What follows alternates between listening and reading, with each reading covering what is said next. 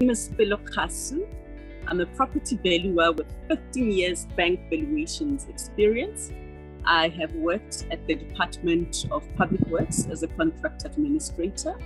I worked with quantity surveyors, and then I worked at Nedbank Property Finance.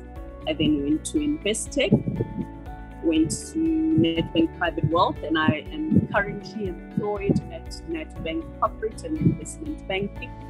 I have an honours in property studies from the University of Witwatersrand. Property valuer is an expert or a qualified person who would be accredited by the relevant body. In South Africa, that would be SEC-PVP, or the South African Council of Property Valuers Profession. It is someone who continuously studies the market, and when required, they undertake an inspection of the property that they are valuing. And then once doing a proper analysis, they formulate an opinion which helps them to determine the value of the property.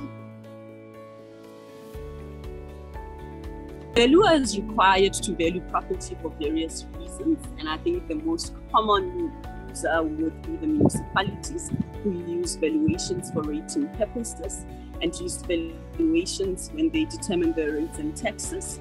And then we also find valuations that are used by people who are buying and selling property, so they would need to do a pre-sale or pre-purchase valuation.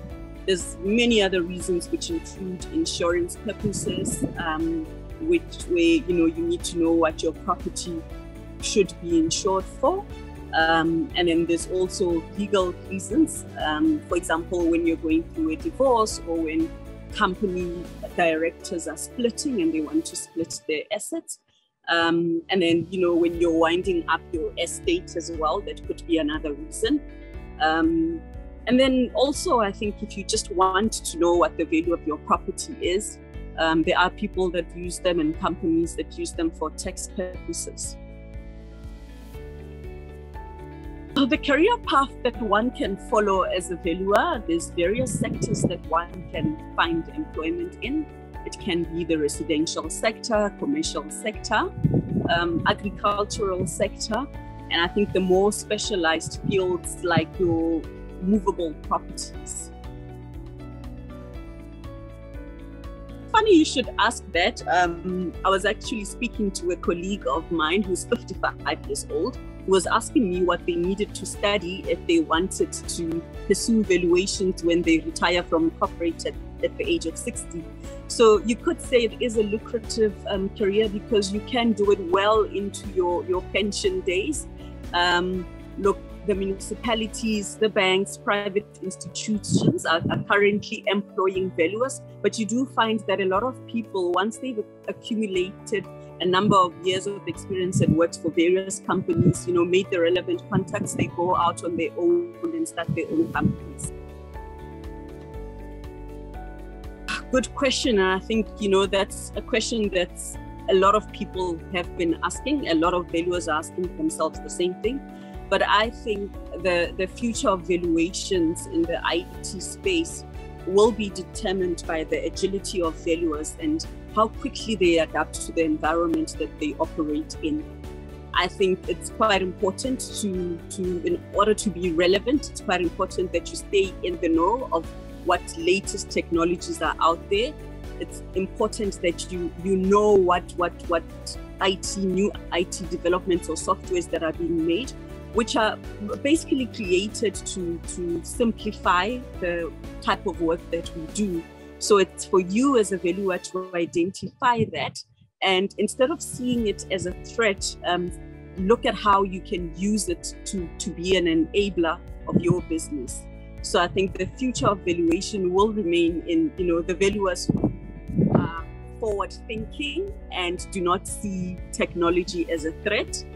There are a lot of things that humans can do that a computer cannot do.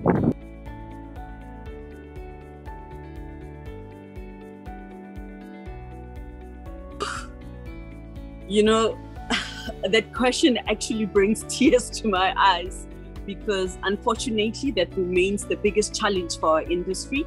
We do have a lot of graduates who are struggling to find employment. And in my view, the reason for that is a lot of companies want ready-made valuers. No one is willing to put in the work, the time to invest in young graduates and upskill them to the level that is required. And, fair enough, I think what happens, and I think it happens anywhere, I don't think it's unique to our industry, that once candidate valuers qualify, they leave and they want to then join the bigger corporates. And I think, it's quite unfortunate because it's a catch-22 for a person that is willing to mentor and willing to upskill valuers. They do it reluctantly because the challenge is, and they know that these young valuers will leave them once they qualify. So, we are trying, I think I speak on behalf of the SAIV when I say with our mentorship program, we are trying to bridge that gap. Look, it hasn't come without its challenges, but we are continuously striving to improve it. We are continuously trying to see how we can help the young valuers to acquire the relevant skills and expertise.